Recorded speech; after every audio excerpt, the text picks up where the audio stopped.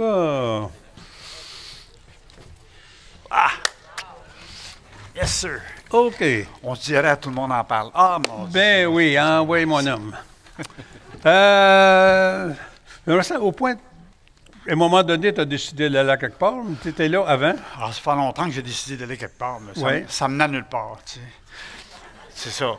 Tu sais, à un moment donné, on en fait, on grossit, on accumule. Tout me réussissait partout. Puis, mais ça m'apportait pas là, à l'intérieur ce que je voulais avoir. Tu sais, ça ne marchait pas. Puis, j'ai continué comme ça. Tout ce que je touchais, ça tournait en or partout, mais ça ne rend pas la satisfaction. Alors là, de fil en aiguille, là, j'ai commencé à regarder qu'est-ce qui ne va pas dans moi, là. Puis, j'ai besoin d'un changement quelconque. Puis là, j'ai vu un reportage, justement, sur Compostelle à Télé-Québec, à l'époque. On parle de 60 pas 60, on parle de 2012, à peu près. Puis, là, ça allait éveiller quelque chose. Sur Compostelle, dire, oh, ben ça, c'est quelque chose. Parce que, pourquoi? Parce que c'est un défi. C'est un défi parce qu'on ne parlait pas là, de marcher pendant 3-4 jours. Là. Moi, là, je voyais gros dans ce temps-là. Là. Fait que moi, c'était 2 mois. Rien de moins. Hein? Puis, bon, mais là, comment on fait ça? Je ne connaissais rien là-dedans. Puis, jusqu'au jour où j'arrive sur la piste cyclable dans les Laurentides, puis je la faisais 5 jours par semaine. Parce que moi, là, les conditions physiques, c'était important. Je pédalais, moi, je faisais du ski, je faisais tout. Je marchais pour être le plus fort jusqu'à vitam aeternam. Mais c'est pas comme ça que ça marche. Ça ne nous mène pas plus en quelque part. Alors, j'ai rencontré quelqu'un là, qui est Serge Boucher, que peut-être certains connaissent parce qu'il était bénévole à Laval-Laurentide. Puis, lui, il était comme un gardien de la piste, là, un patrouilleur. Puis, il faisait cette journée-là, il recrutait. Alors, il dit, toi, tu es toujours là, ça sera bon. Fait que moi, j'embarque. OK, j'embarque, je deviens un patrouilleur. Puis, on parlait de marche, puis tout ça. Puis, j'ai dit, toi, pourquoi tu vas en Europe? Il dit, marcher, il y a plein de montagnes ici, c'est beau. Ah, mais c'est pas pareil, là. Moi, c'est Compostelle. Ah, là, ça m'a rappelé ce que j'avais vu, puis que ça a commencé. Là, je l'ai bombardé de questions, évidemment. Puis, il dit, la semaine prochaine, on a une réunion à Sainte-Thérèse. Puis, il dit, viens avec moi, puis tu vas voir comment ça marche, tu vas avoir de l'information. Alors, ceci t'a amené à ton premier chemin. C'est là que j'ai. Qu'est-ce qui m'a amené à mon premier chemin? Bien, dans le fond, c'est inconsciemment, c'est le désir de vouloir changer. OK. OK? Puis, alors, sur quel chemin tu es allé? J'ai commencé le Puy-en-Velay, j'ai fait le Puy-en-Velay et j'ai fait le Camino française en même temps. J'ai fait ça en 50. Ben oui, donc quand même, on ne va pas faire le petit. Bon. Oh. Think big. T'es tout ou rien. Oui, oui. Oui. Puis, c'est ça que j'ai fait en premier. Puis, évidemment, ça n'a pas commencé drôle. Là. Au début, j'étais comme sur le chemin de croix. Là. Puis, à un moment donné, j'ai fini par comprendre certaines choses. J'ai descendu de ma croix et j'ai continué à marcher. Là, puis là, évidemment, le mental qui était là, qui ne lâchait pas, là, dit, attendons chez vous, tu manques de rien, tu as tout. Qu'est-ce que tu fais là? Bon, avec un sac à dos, puis tu t'en vas pour 2 mois comme ça. Finalement, ça, c'est mon démon. Là. Je m'en allais à la rencontre de moi-même. Puis, évidemment, à la rencontre de mes démons. Puis, mais il y avait un petit ange, là, quelque part, qui me disait, ben non, prends ton temps, tu vas y arriver, puis on continue.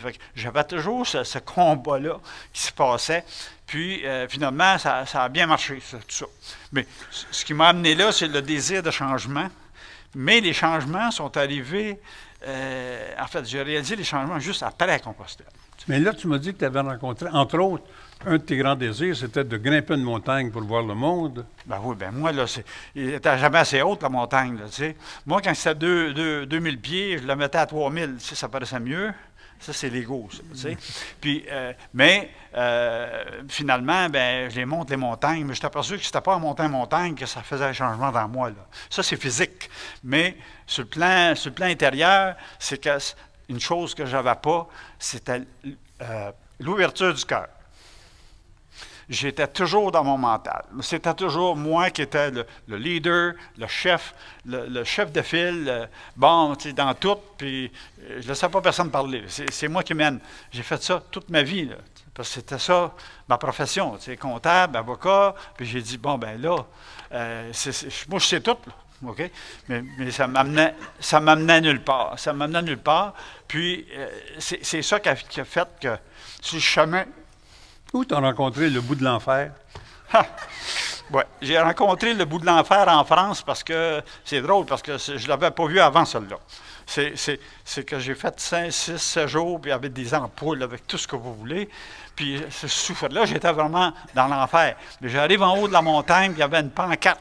C'était marqué « Ici, le bout de l'enfer. » 4 par 8. Ben voyons donc, c'est vrai, je ne pensais pas ça. Mais c'était vrai. Je n'étais pas au paradis pantoute. Puis, fait que là, j'ai compris que quelqu'un avait mis ça là pour une raison. Mais ça m'a indiqué que, oui, c'est ça que j'ai vécu. Maintenant, je m'en vais vers quoi? Ça ne peut pas être pire que ça. C'est ça. Ça va être mieux. Oui. On chemine, on chemine, on chemine. On se ramasse sur le Del Norte. Le Del Norte, ça, c'est un chemin que je pensais de faire comme ça. Parce que j'avais 2 mois d'expérience de l'autre côté. Je me dis, le Norte, il n'y a rien là, c'est physique, moi, pas de problème. Oups, c'est pas tout à fait comme ça que ça marche. Il a plu pendant 1 mois. J'étais au bord de la mer, ça, je le savais, mais je ne la voyais pas. Parce qu'il y avait de la brume partout. Ça a été assez exceptionnel cette année-là. Ça, c'est en 2018. Et puis, bon, j'ai fait ce chemin-là de peine et de misère, mais en ne comprenant pas tout le temps. Mais c'est ça. Je souffrais beaucoup là, physiquement, les tendons, tout ça. Mais parce que j'ai rencontré des médecins à Irun, puis des Espagnols. Là, moi, je parle l'espagnol, j'ai pas eu de problème. Ils m'ont dit, mon problème, c'était quoi? Puis j'ai réglé ça tout de suite. Mais sinon, là, j'étais obligé de lâcher. Parce que ça faisait trop mal. C'était ça. En fait, je n'ai pas d'autres questions sur le Norte, là, mais les montagnes sont hautes. OK? Le Norte, c'est moins fréquenté, c'est un petit peu plus hostile. Moins glamour, là. C'est pas friendly user, comme on dit. Là, bon. Mais il reste que l'expérience a été quand même très physique, avec un petit peu de déception à la fin sur le Norte. C'était pas comme le Camino Frances, mais il reste que dans tout ça, à chaque fois, je me promettais de faire Muxia, puis je ne l'ai jamais fait. Fait que j'ai décidé d'y retourner à 80 ans. Ça, c'est dans 2 ans, ouais, même pas. Alors, je vais retourner. Ça vous donne une idée quel âge que j'ai, là? Ça, il ne faut pas en parler. Bon, c'est vrai. Alors, qu'est-ce que ça a changé? Ça a-tu fait quelques changements au retour? Au retour, j'étais confus en partant. Parce que là, 2 mois, on sort un petit peu de notre... Ah, voilà. Ah. On ne saura pas. Non, ça va à peine. Mais au retour, là, j'ai rencontré mon épouse, là, après 56 ans de mariage. Puis là, on avait toujours dit, elle ne savait pas trop qu'est-ce que je faisais. Mais moi, je communiquais pas, là. Parce que moi, j'ai tout décidé. Moi, je suis bon. Je connais tout ça. Puis, j'ai pas besoin de parler de ça à personne. Moi, je le fais, le chemin. Mais je n'ai pas communiqué avec elle. Fait qu'elle avait beaucoup de craintes. Elle ne savait plus trop. Finalement, à sa façon, elle a fait son chemin, elle, à partir de ses préoccupations. Mais en revenant, il y a eu comme... ça a pris quelques mois, là. C'était pas... bon.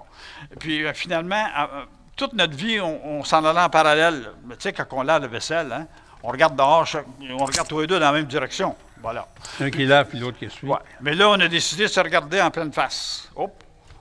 C'est pas la personne que j'ai connue, ça. Puis, bon, finalement, là, j'ai accepté que mes erreurs, je ne communiquais pas. Puis là, j'ai commencé à la connaître après 56 ans. OK. Donc, il y a eu comme un effet sur le couple. Absolument, absolument. Bon. Y a-t-il eu d'autres effets? Bien, les effets, c'est que les effets au niveau professionnel, oui, les effets importants, c'est que moi, le matériel, là, c'était les grosses voitures, c'était un domaine, mais c'était jamais assez. Des condos que je louais, puis finalement, ça me mène où, ça, ces affaires? J'ai pas besoin de ça. Tout vendu ça, puis je me suis allé en copropriété. Puis il dit, bon là, regarde, j'ai des voisins à gauche, à droite, puis j'ai pas à m'occuper de rien, puis c'est ça. La grosse voiture, là, parti. Fait que j'ai laissé ça aller, parce que, tu sais, quand on se promène avec une grosse voiture comme une Mercedes sur Saint-Denis, pour savoir en centre-ville. Ceux qui en ont Mercedes, c'est pas mauvais, mais j'en achèterai plus. Mais, on voit les gens sur le coin de la rue qui attendent l'autobus. On sait qu'on regarde bien qu'ils ne sont pas trop riches. Bon, puis là, tu es dans ça, puis tu es au téléphone, parce que dans ce temps-là, les cellulaires n'existaient pas. C'était un téléphone dans l'auto avec un ordinateur large de même, puis j'étais une exception, là. OK? Les gens disaient, c'est qui ça? C'est l'ego. Hein? Je nourrissais mon ego continuellement, puis je ne m'en rendais pas compte. Jusqu'à temps que je réalise, justement, que non, c'est pas ça. Moi, là, j'ai réalisé à Compostelle que je n'étais pas ça, j'étais plus à l'intérieur. Alors, j'ai tout liquidé ça. Tout liquidé ça. Puis j'ai commencé à donner. Oui. Tu t'es ramassé bénévole?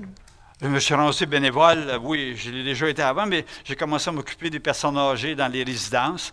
J'ai fait ça pendant un an avant les COVID. Là, ils m'ont mis dehors parce qu'ils ne voulaient pas que j'attrape la COVID. J'étais un bénévole.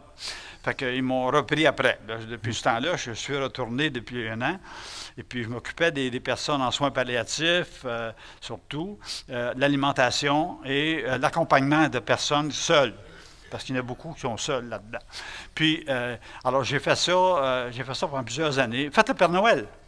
J'ai fait le Père Noël, puis ces gens-là, je le fais encore. Le 25 décembre, je fais le Père Noël à la résidence de Sainte-Adèle. Alors, c'est un rendez-vous. Salut. Merci beaucoup. Merci bien.